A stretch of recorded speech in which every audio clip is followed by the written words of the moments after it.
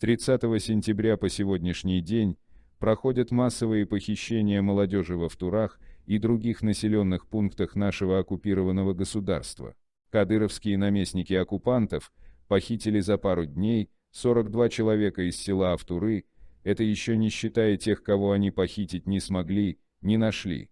Похищают, как обычно, по цепочке, когда одного под пытками заставляют оговорить своих знакомых, после чего похищают и их, повторяя с ними ту же процедуру.